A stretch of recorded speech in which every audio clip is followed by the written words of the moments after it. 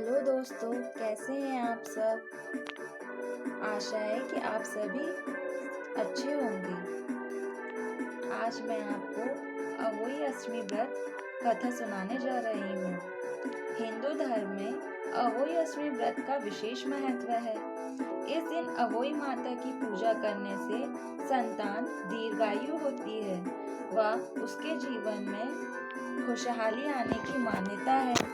कार्तिक महीने के कृष्ण पक्ष की अष्टमी तिथि को अहोई अष्टमी व्रत रखा जाता है। इस दिन माताएं अपनी संतान की लंबी आयु व मंगलकारी जीवन के लिए निर्जला व्रत रखती है। अहोई अष्टमी व्रत नियम कैसे करना चाहिए उसकी विधि मैं आपको बताने जा रही हूँ।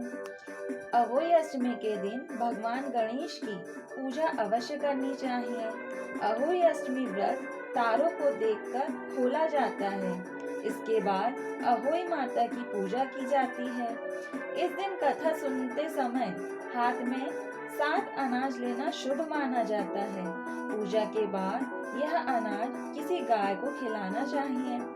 अहोई अष्टमी की पूजा करते समय साथ में बच्चों को भी बैठाना चाहिए। माता को भोग लगाने के बाद प्रसाद बच्चों को अवश्य खिलाना चाहिए। अहोई अष्टमी पूजन विधि इस प्रकार करना चाहिए। सर्वप्रथम दीवार पर अहोई माता की तस्वीर बनाई जाती है। फिर रोली, चावल और दूध से पूजन किया जाता है। इसके बाद कलश में जल भरकर माताएं अहोई अष्टमी कथा का व्रत श्रवण करती है। अहोई माता को पूरी और किसी मिठाई का भी भोग लगाया जाता है। इसके बाद रात में तारे को अर्घ्य देकर संतान की लंबी उम्र और सुखदायी जीवन की कामना करने के बाद अन्न ग्रहण करती हैं। इस व्रत में सास या घर की बुजुर्ग महिला को भी उपहार के तौर पर कपड़े आदि दिए जाते हैं। अहोई अष्टमी का व्रत इस प्रकार पूर्ण होता है। अहोई अष्टमी व्रत की कथा इस प्रकार है। साहूकार की बेटी जहाँ मिट्टी काट रही थी उस स्थान पर श्याहू अपने 7 बेटों के साथ रहती थी। मिट्टी काटते हुए गलती से साहूकार की बेटी की खुरपी के चोट से श्याहू का एक बच्चा मर गया। इस पर क्रोधित होकर श्याहू ने कहा कि मैं तुम्हारी कोख बांधूंगी। श्याहू के वचन सुनकर साहूकार की बेटी अपनी 7 भाभियों से एक एक कर विनती करती है कि वह उसके बदले अपनी कोख बंधवा ले। सबसे छोटी भाभी ननद के बदले अपनी कोख बंधवाने के लिए तैयार हो जाती है। इसके बाद छोटी भाभी के जो भी बच्चे होते हैं वे 7 दिन बाद मर जाते हैं। 7 पुत्रों की इस प्रकार मृत्यु होने के बाद उसने पंडित को बुलवाकर इसका कारण पूछा। पंडित ने सुरही गाय की सेवा करने की सलाह दी। सुरही सेवा से प्रसन्न होती है और छोटी बहू से पूछती है कि तू किस लिए मेरी इतनी सेवा कर रही है और वह उससे क्या चाहती है। जो कुछ तेरी इच्छा हो वह मुझसे मांग ले। साहूकार की बहू ने कहा कि श्याहू माता ने मेरी कोख बांध दी है जिससे मेरे बच्चे नहीं बचते हैं। यदि आप मेरी कोख खुलवा दें तो मैं आपका उपकार मानूंगी।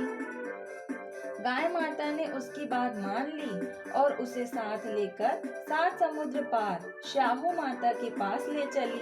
रास्ते में थक जाने पर दोनों आराम करने लगते हैं। अचानक साहूकार की छोटी बहू की नजर एक और जाती है। वह देखती है कि एक सांप गरुड़ पंखनी के बच्चे को डसने जा रहा है और वह सांप को मार देती है।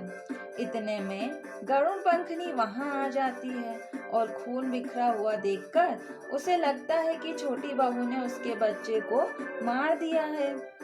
इस पर वह छोटी बहू को चोंच मारना शुरू कर देती है। छोटी बहू इस पर कहती है कि उसने तो उसके बच्चे की जान बचाई है।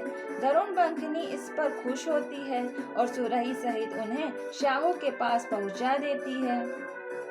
वहां छोटी बहू श्याहू की और सेवा करती है। श्याहू छोटी बहू की सेवा से प्रसन्न होकर उसे 7 पुत्र और 7 बहू होने का आशीर्वाद देती है। श्याहू छोटी बहू को 7 पुत्र और 7 पुत्र वधुओं का आशीर्वाद देती है और कहती है कि घर जाने पर तू अहोई माता का उद्यापन करना, 7-7 अहोई बनाकर 7 कड़ाही देना।